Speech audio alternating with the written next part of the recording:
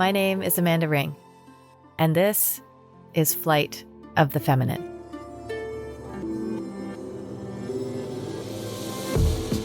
Here on Flight of the Feminine, I'm inviting you to explore and reclaim all things feminine, the divine and the dark. To awaken your womb and heart consciousness, I'm inviting you to open to the realms of energy and spirit, to evoke empowerment and create sovereignty. As a sacred soul, each one of you are on this journey through life.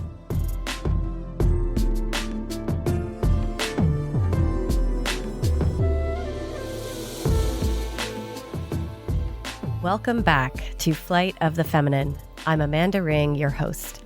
Here on Flight of the Feminine, I'm inviting you to explore and reclaim all things feminine, the divine and the dark, womb and heart consciousness, the realms of energy and spiritual expansion, empowerment and sovereignty. As the sacred soul, each one of you are on this journey through life. In our last episode, I shifted us in a bit of a different direction, but one I feel still is very much connected to the feminine archetypal energies of intuition, connection with the earth and energy, and the fascinating world of dowsing. In that episode, I touched on the basics of what dowsing is as a general practice, a method, and a skill that everyone has the capacity to develop. So if you're hopping into the show series here and haven't listened to episode 11 yet, you're still okay to flow along with us here and carry on listening and maybe pop back and have a listen to that episode, especially if dowsing is new to you. I'm sure your curiosity will be piqued even more after listening to that and today's show. In this episode of Flight of the Feminine, we are going to expand through the topic of dowsing to share more about the specifics of earth energies, the various types, how these are changing, how these energies are influencing and shifting human consciousness, and why this is important for you to know. As I mentioned in the previous episode, I discovered the world of dowsing through my practice as an energy practitioner and a shamanic guide in my work with Seven Feathers. However, the more experiences I have with dowsing and earth energies, the more it is affirmed for me that I have been attuned to earth and cosmic energies since I was a child, which I'll hazard a guess will be true for many of you also listening now. Dowsing is a fascinating way to gather information, locate items, communicate with energy, support energy, and influence energies that are beyond our five senses, which we cannot see through our biological vision. Yet many of you and I can sense through our somatic nature and our psychic sensing. It is both an art and a science. You might have heard the term water witching, and many of our elders in rural communities know of it as such, and to help with locating water. And yet it is so much more. There's often tools used like copper rods or a Y-shaped rod, pendulums, bobbers. Yet the greatest instrument is you. As I continue on my own personal and professional journey with dowsing, I was synchronistically guided to Rory Duff and his incredible work.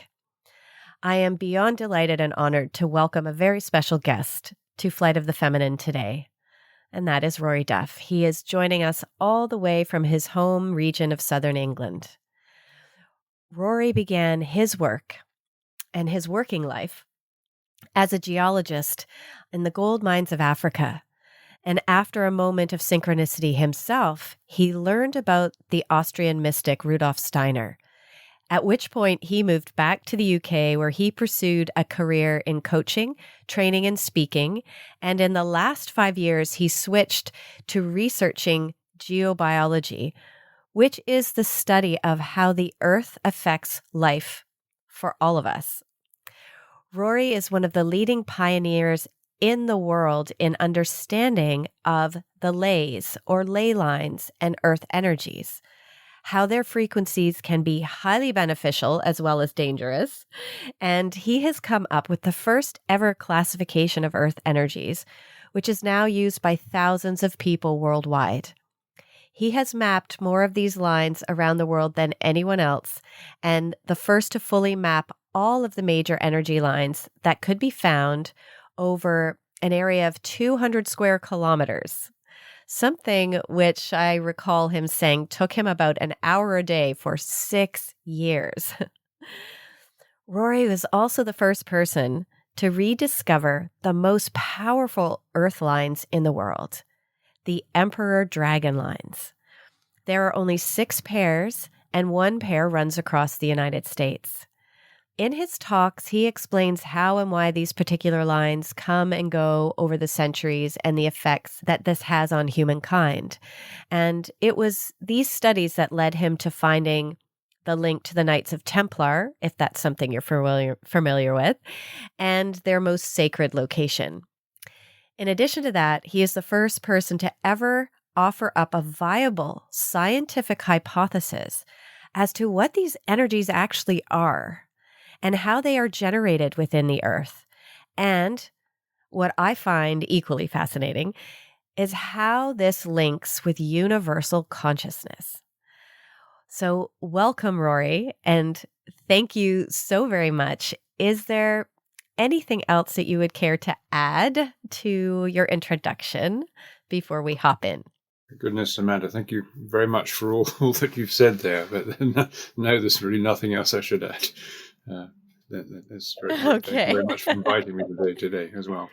Well, thank you so much for all the work you've been doing. I know how devoted you've been to the Earth and these frequencies and learning about and learning from these energies and teaching others like myself. I had the great pleasure of traveling to the south of England to study with you in 2022, and it really opened so much more for me. And my intention for inviting you here today is to help others who are really curious about Earth energies to gain a better understanding of what we're even talking about when we're saying Earth energies. So, and it's sort of the different classifications and how you've come to discover how is the Earth emanating these frequencies? Like what is going on and why is it so important? So let's start there.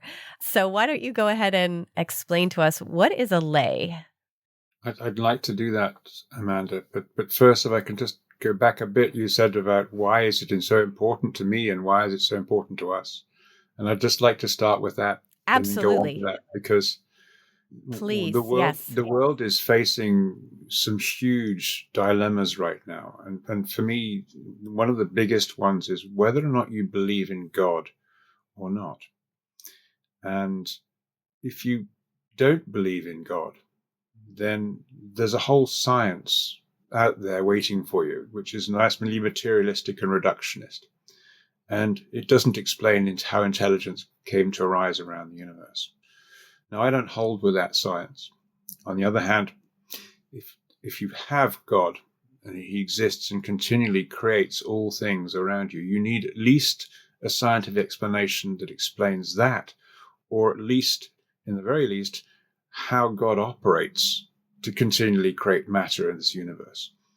And I was very fortunate to have met an amazing scientist called Ron Pearson, who had asked that same question and had come up with a completely new theory on the creation of the universe. And what was fascinating was that this whole theory depended on vibrations being at the fundamental level of reality, which he called the subquantum. And that went on to create light on the quantum level, and which went on to create matter on the classical level we see around us. And this is exactly the same as Nikola Tesla was saying, vibration creates light, which creates matter.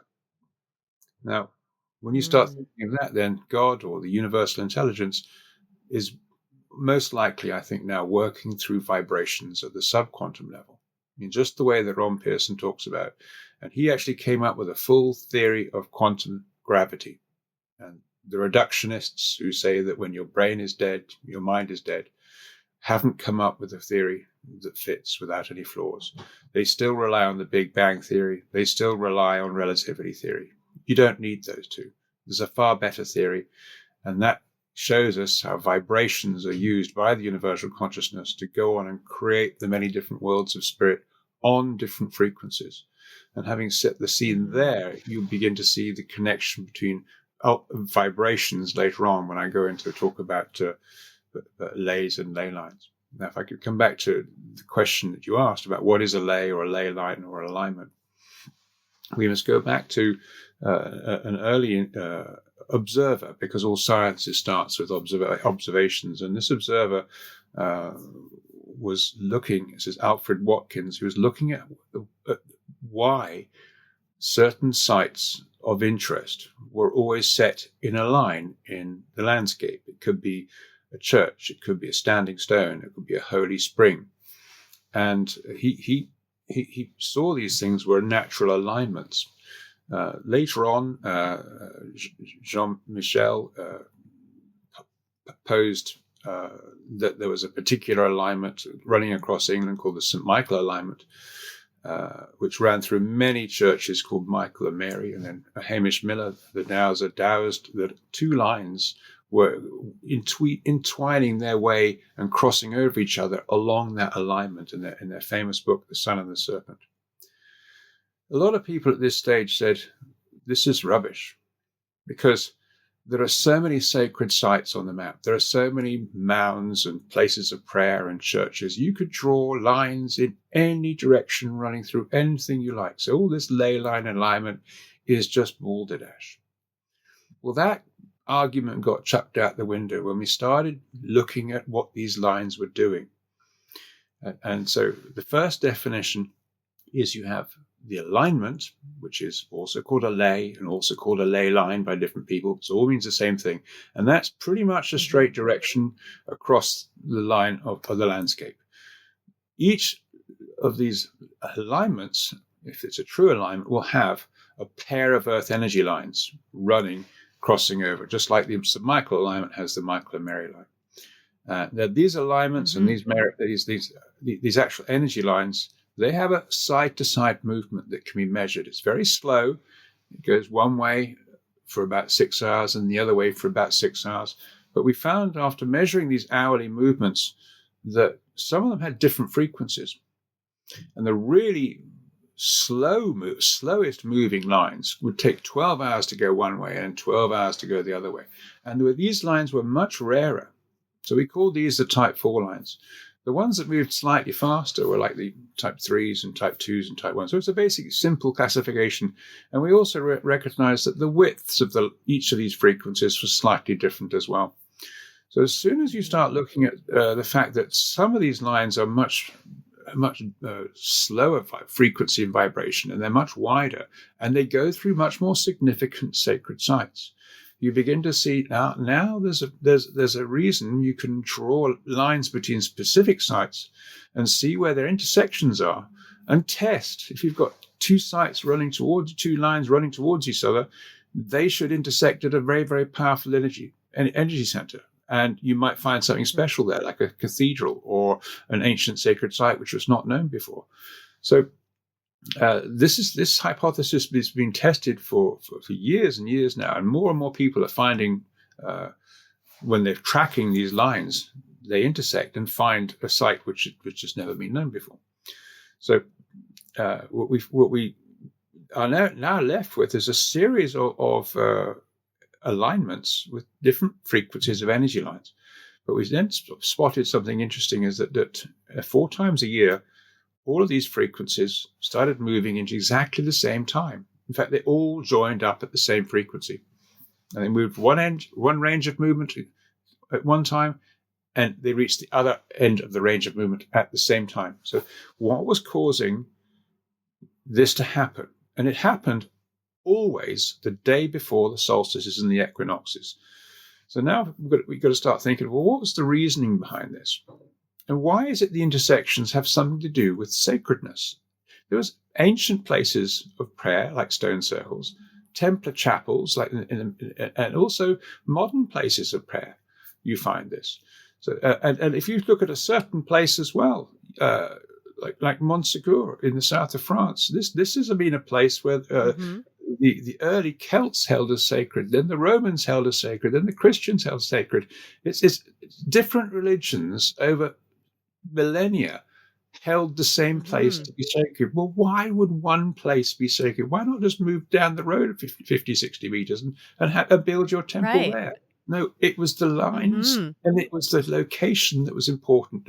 And when you put these vibration energies together and brought people to that place, it in some way enhanced this connection to God that everybody felt. So you're left with thinking, well, what kind of hypothesis could explain this?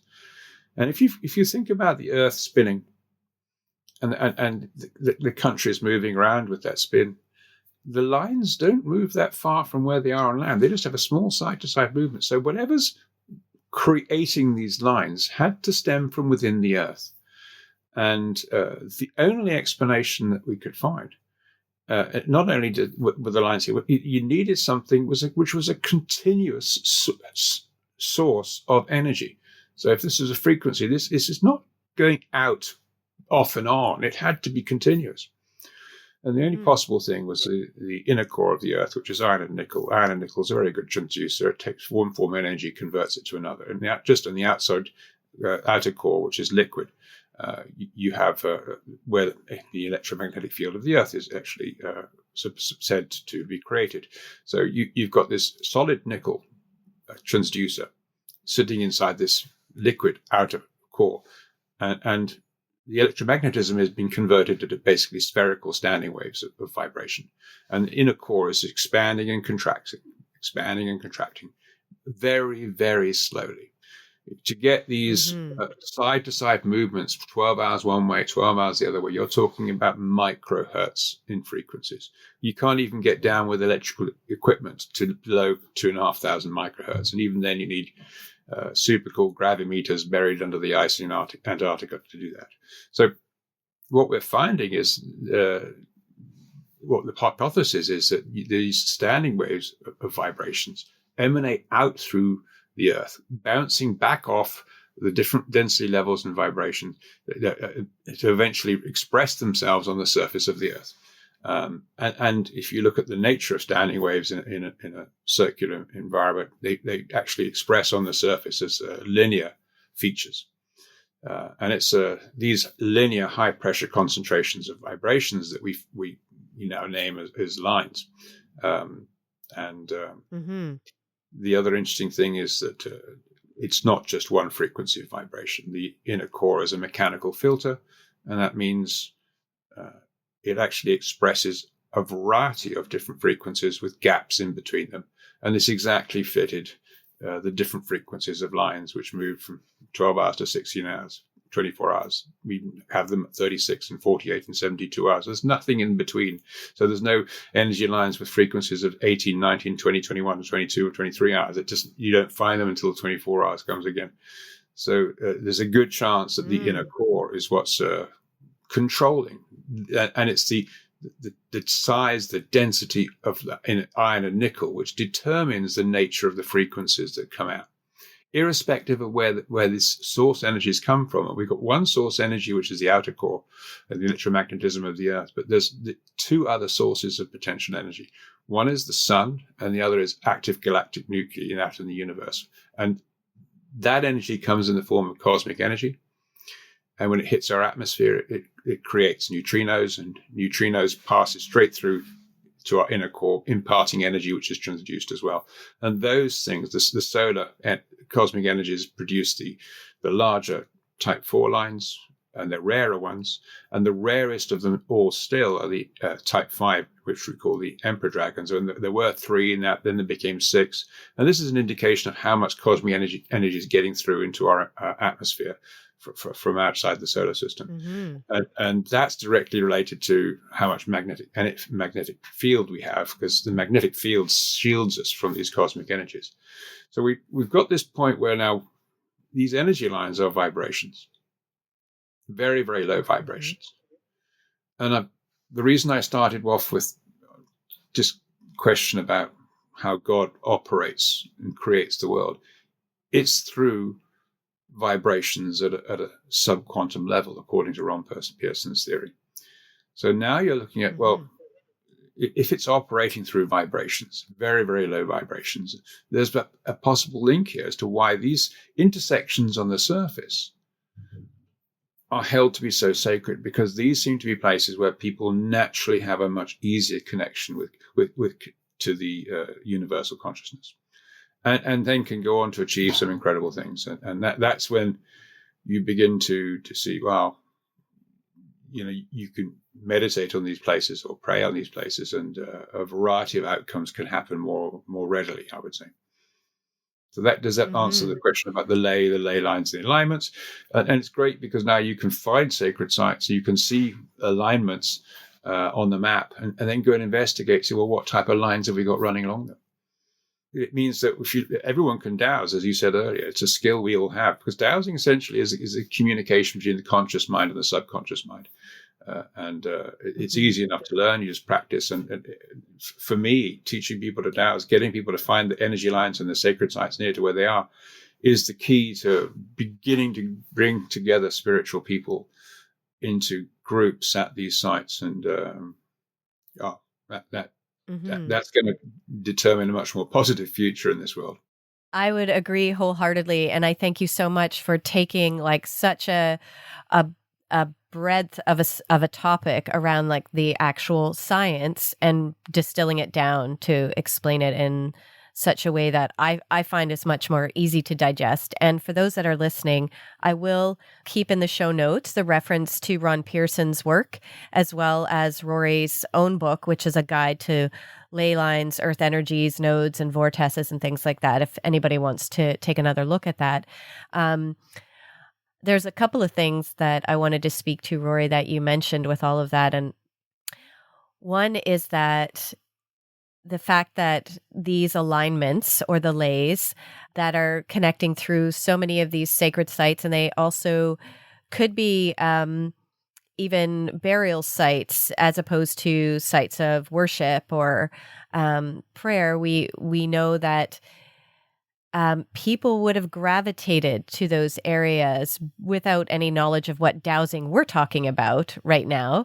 And so my sort of supposition is this knowledge probably was handed down through oral traditions, and also people would have the felt experience on those lines or in those areas where those sacred sites might have been. And we know that a lot of pre-Christian sites that would have had these more formidable energies were then utilized again as the church developed, and they would put a church over an area where there was a higher magnitude of these vibrations, purely because they could also have a knowing or a sensing that there was something powerful there. It expanded consciousness. It helped this elevation of peace, or a felt embodied sense of beauty or grace, or like people would feel more enlivened after being on those areas. So like from a practical standpoint, people would be drawn there. And to me, that speaks of the vibration and the vibrational nature that we are as well as electromagnetic beings and souls that are ultimately on that you said subquantum aspect of existence. We are this vibrational entity, so that we're mingling with this all the time. And so many people are generally unaware of their direct experience to the vibrations of not only earth currents and earth lines, but even just nature itself. So I think that's just a beautiful expansion for people to recognize that, yes, the earth is this vibrational being, if you will, and us as part of it are also receiving what's emanating up from the core of the earth, but also what the earth is receiving from the cosmos, the galactic energies, and the solar energies and the lunar energies. And the fact that you've been able to capture also how these specific earth lines shift according to these time patterns. But also I know from training with you that the lunar cycles and the solar rhythms or cycles also influence the potency of the lines. Do you maybe want to speak to that a little bit, so that, because sometimes people might say, oh, well, maybe I've connected with this line, but I didn't feel the same thing as I did the last time I was there or on this site. But it might have to do with what time of year it is or what position the sun is at when they're there. Do you want to share a little bit about that? Do you feel that's relevant? Yeah, no, that's absolutely what you're saying is completely relevant. And I'll try and sort of nip back to some of the things you say to explain this. But the key thing is this vibration, because as you're rightly saying, we also have vibration within us. And the trick is to find resonance. When we resonate our vibrational field with the vibrational field of the earth, that is what really sets you on fire. It's the fast line connection to the universal consciousness. That's easily said. It's not easily to do. In fact, what you mentioned earlier about the divine feminine, it's all part of this bringing back this balance. I won't go into that too much for the moment, but coming back to the significance of these sites and where people are drawn to. Yeah, they like the feeling. But why don't they get it all the time at these sites? And you talk about them being buried. Well, one of the things we find is we don't find burials at the really important sacred sites. Like where they held rituals, where they held ceremonies, was not quite the exact place for the burials. What you find is that on the lines that lead towards these intersections, you find the burial mounds on the lines very close to these intersections or nodes. And they buried them on the lines because this was where the soul could then travel along them to the node and go up through the portal at the node to the worlds of spirit, the world of the ancestors, and everything that Ron Pearson's theories explain, which, of course, modern science hates the idea of. Yes. I know another term for that is a ghost line. Would that be correct? Yeah. There's cultures all around the world knew the same thing. They called it different words. You know, the Aboriginals called the song lines, and they would go to the Dreamtime sites, which is the same thing as the lines and the notes. So the ceremonial aspect is centered around the sacred site itself, the actual intersection. And when you go there, it's not always the same. And when you start measuring energy, not just on a two-dimensional basis every hour, but you start measuring it on a vertical basis above the ground and below ground with something called vertical predictive dowsing, you begin to see how the three-dimensional energy shape at the node can vary and change over the time. And the moments where you get the greatest potential resonance are when the earth energies form this double torus, the upper ring of the double torus, which is like a donut shape, sits just half above and half below the surface. So it's like a big cauldron. And that's exactly the same torus vortex shaped energy that our human aura actually has. Yes. So you can see two similar shapes. And how easy that now could be for it to start connecting with between the two. And the interesting thing about the toroidal energy field is that energy is two ways through the torus. And it's the same two ways of energy that we have to balance within us to resonate at a frequency, which is the higher harmonic of that toroidal field. When we've learned to do that, we have that connection. And this is why a lot of these sacred sites were always known as distant learning centers, because this is where you go to learn and develop and grow. And the growing is the key to all life. In fact, that's the key to the development in the universe, because everything living grows. And our ancestors who used to go to these places knew that when they connected to source consciousness, they could connect to their ancestors. They could connect to this infinite awareness for information and answers to their questions. And that begun to have relevance. And you might think, well, how do you get an answer to a question? Well, it's the same as tapping into your subconscious for answers. And artists do this all around the world. They with their art, they start with imagination and they go and looking for inspiration and then receive intuition, insights. And the greats like Carl Jung discovered this when he's in the visualizations. Rudolf Steiner discovered this. And wonderful painters like Dali would use his art to try and answer a question. These distant learning centers were not places you always had to go, but when it's your turn to come back, or when the tribes turn to come back every 4 years, they'd migrate along these lines, and they were often marked by marker stones to show them the way. And they'd come back for these huge gatherings and connections to source consciousness. And they always did this at the times of the year when these double torus shapes would form. But and this was always at the day before the solstice and the equinoxes, which was the ancient Hebrew holy day called the Tekufa, the last day of the sun cycle. Of course, everyone remembers the first day of the new sun cycle, which is it's just now the solstices and the equinoxes because it's the day of celebration. Like summer solstice is the feast of St. John. But of course, the whole day before they were praying and meditating like mad for healthy kids and all that sort of thing. Right.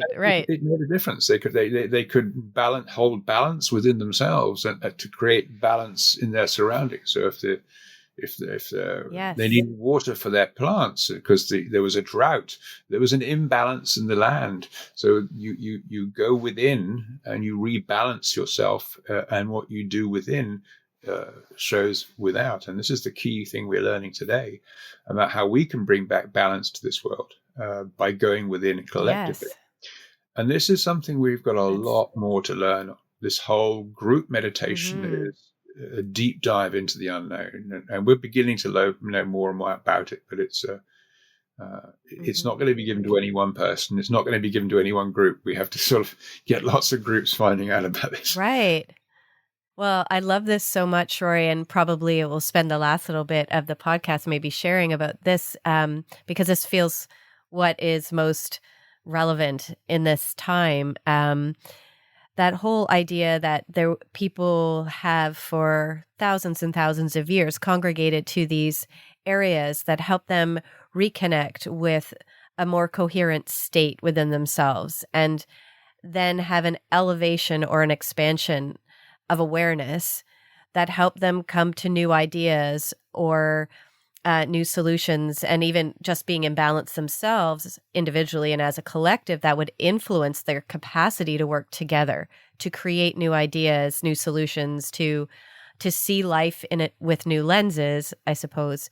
And what I'm seeing happening in the work that I'm doing and, on a individual level in the women's work and also the earth work is that we are inviting this return to the wisdom within, and the time of the hierarchy is over. It's like we all have key pieces of wisdom for not only our own state of balance and health and happiness, but we hold this unique vibration and wisdom that can benefit each other, but its greatest benefit is when we're sharing it all together because it all is like this interlocking, beautiful tapestry. And you mentioned about congregating on some of these more powerful intersections of the lines, which you've referred to as both nodes, but also as these places of knowledge. Because when we're all coming into resonance and having expansion in the vibrational field, then there's even more expansion in the collective there together. So there's more access and more access and more access to deeper wisdom from the subconscious or the collective consciousness. And two things from that I'd love to share is when I connected with you and you gave me the assignment before I came and trained with you to try to locate one of these sets of type 4 lines and a node in the province of Mi'kma'ki, Nova Scotia, I was like, okay, holy cats, here we go. And I won't go into the process of the location of it. But when I did find it, the lines and find the node, and I hadn't had the experience yet about finding the center of the node with a group, which we'll speak about together here in a moment.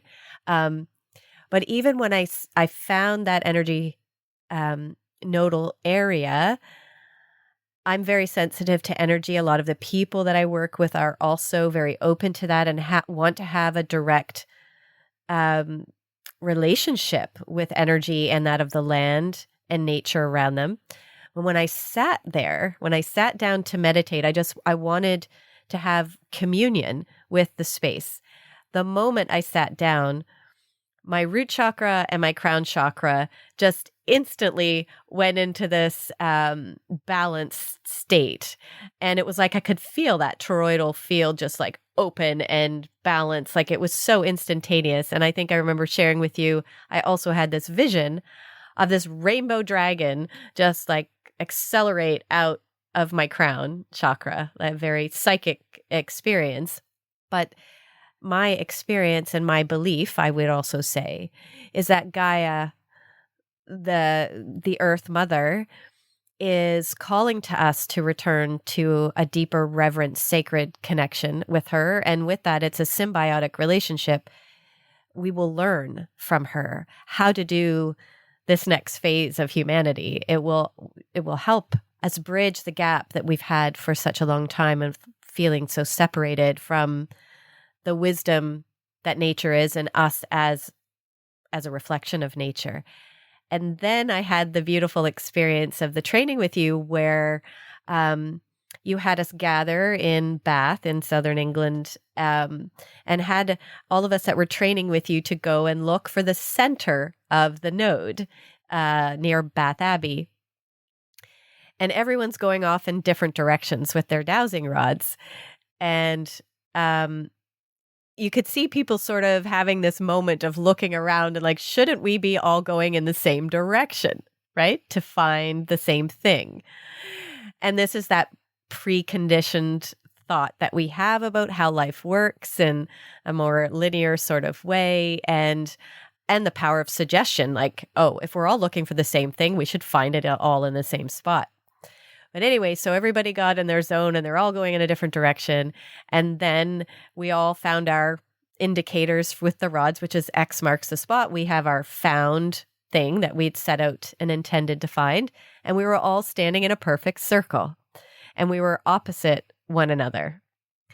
And I had that same experience when I took the group and two people that had never dowsed before, that I taught on the spot how to use rods.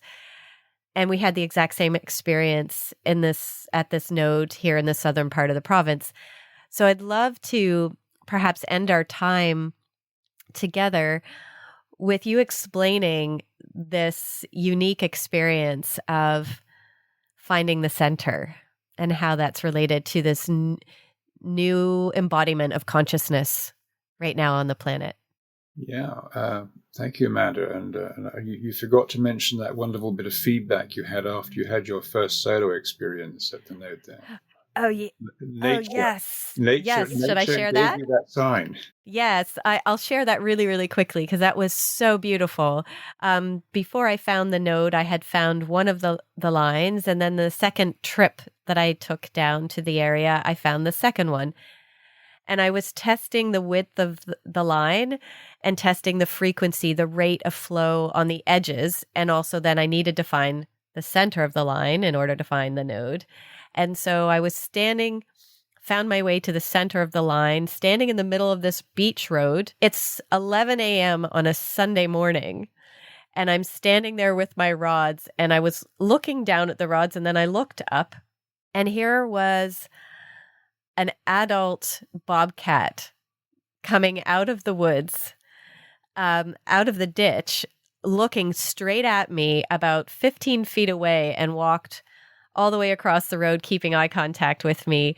And not only was that significant in that I was like, oh, I've absolutely found it. Like nature, the Earth Mother had said, yes, you've got it.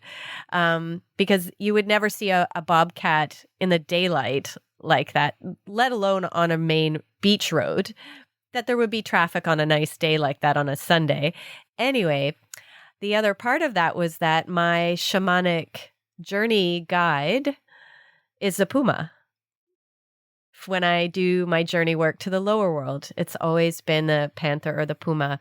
And so I knew, oh, I found it. I love that you bring that back because I used to have my spirit bumps even talking about it. It was so relevant that nature, the wisdom, the intelligence of all that is always communicating with us. And when we're in right relationship, that communication gets stronger, doesn't it? I really wanted you to mention it because it's such an important part of what I'm about to say, because nature provides us with feedback. We need something to tell us when we're on the right track. And when we start looking at working out why we have 6 perhaps different people all in a circle around in a node, you find that you're beginning to realize just how a group of people who are all independently individual sovereigns work so much more effectively when they share information as a group on what they perceive. And this can work in dreams, it can work in meditation, and it can work in dialogue. The perspective that each person has is unique. And the insights they get are unique to them because they may be more kinesthetic and other people may be more visual, maybe other people may be more auditory. So we're beginning to learn about each other. And by learning about each other's abilities and skills and functions, you learn about where your weaknesses are, and it makes you want to become a better person and grow those weaknesses. But amongst the circle of the 6 and learning how we work in a node, you begin to realize how some people are tailor-made towards certain functions with regards to working with energy. You'll get those who can create and work with vortexes. You can create those who can work with the vertical balance. There are those who move it around. There are those who can anchor it. And each of those are functions within group meditation that we're still learning more about.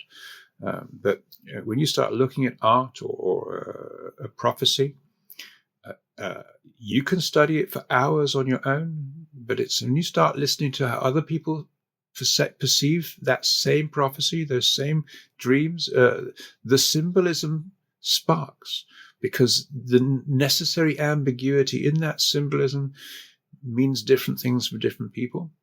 And when you share all of that information, what is 2-dimensional to you really becomes 3-dimensional.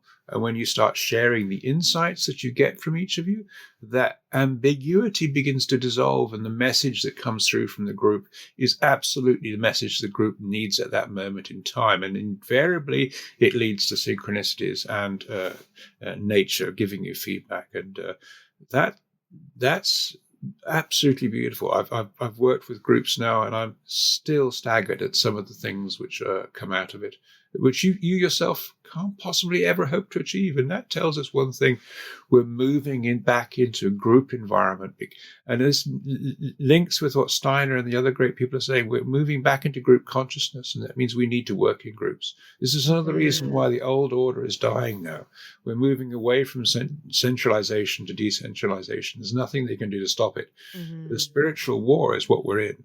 And the way to win it is to decentralize into working groups and work with the energies at these sites, and the universal consciousness will guide us through, and they'll teach us what we need to learn. But groups is everything. Exactly. I fully agree. And I'm seeing that even in the work that I'm doing. And every time there's a circle of women that we gather, everyone has something to share that the other possibly has needed to hear. And it's the collective experience of the group that reveals the greater teachings for everyone, always, always, always. And I remember you saying that in order to find the center together, we need to find our own center. And yet we are best able to do that when we are connected together. that experience helps us to do that. If it wasn't for better meditators, I wouldn't have become better myself. Right. Yeah, So exactly. if you're grouped with people who have a higher skill, you seem to be entrained up with their interaction of it all. So we can learn an awful lot from the group as well as the universal consciousness. So yeah. Mm-hmm. That's why I'm committed to get people to find the sacred sites and to gather on them, and that seems to be my goal, as well as trying to understand what we need to be doing. I mean, I would love to speak with you more about so much in relation to all of this, but I know we honor the Earth time as we have it. Would you like to speak a little bit about when you're talking about these group gatherings, the meditations, and I know people can reach out to me about one of the local sites, and we've even done that remotely when the weather hasn't been great. We've reconnected to the node at a distance, which is something you've spoke about as well in some of the teachings that you share on your website and in the Sacred Sites Network. I'd love to just leave maybe on that note, if you'd like to share a little bit about what the Sacred Sites Network is, because that's a relatively new creation that you've been offering the world. And also, just before that, everyone, I will include Rory's email address. And of course, you can contact me directly if you want to know about local places if you're in Nova Scotia. Would you like to share what the Sacred Sites Network is? And then we'll close from there. Yeah, thank you very much, Amanda. It's just the sacrednetwork.org, and it's got a sites map there. You can join groups, form groups, and the idea is to be interactive, to find where your nearest event is. You can start meditation circles and run a meditation events, and the map shows you where the nearest sacred site is to you. And we're putting more sacred sites up there when we can. There's a lot more to go up. Right now, the site is actually may not be available for a day or two more still because it's undergoing some renovations. And we're looking at actually building a completely new site, which is going to be much more enhanced with more functionality, more interactions. Hopefully that'll be done towards the end of the year. So that's one port of call. Hopefully it'll just draw people towards meeting new friends and like-minded friends. And I think that's one of the great highlights of it is you meet such wonderful people who are awakened. Yeah. They get it. They're not judgmental. They know what's going on. They want to go with the flow, and it's a great line of work to be in. It is. It really is. And I love what you were referring to also about the decentralization. I mean, I feel like what is also happening is a move away from herd mentality and back to community and reverence for both the sovereign individual, but the absolute beauty and need for that collective living again. And to me, that's coming back to these matriarchal ways, really, of the unique blessing of each individual and how we co-create together. So thank you again for taking your evening to join us for this episode. And I certainly would love to have you on again. And so we'll just see if that aligns and technology agrees with us and synchronicity happens. So thank you again from the bottom of my heart for joining us today. Thank you for all you're doing as well, Amanda. It's wonderful to see your own investigations and your own work at this. And that's if I can support that in some way, I will. I'd love to. Thank you very much. So for all of you listening here today on Flight of the Feminine, if you're keen to start your own journey with dowsing, you can certainly check out Rory's website and mine, and for upcoming trainings, for resources of books. And Rory has a plethora of published books and other links and resources that will really be supportive.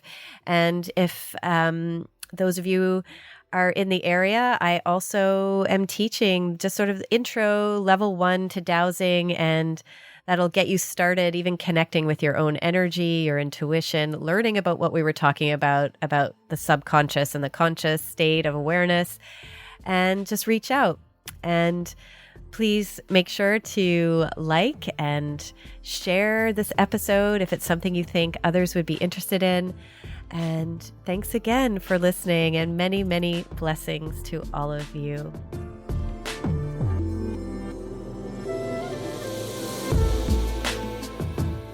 It's time, my sisters, to elevate your mind, expand your feminine heart, explore your inner wisdom. Let's soar together. Sending you all big, big love.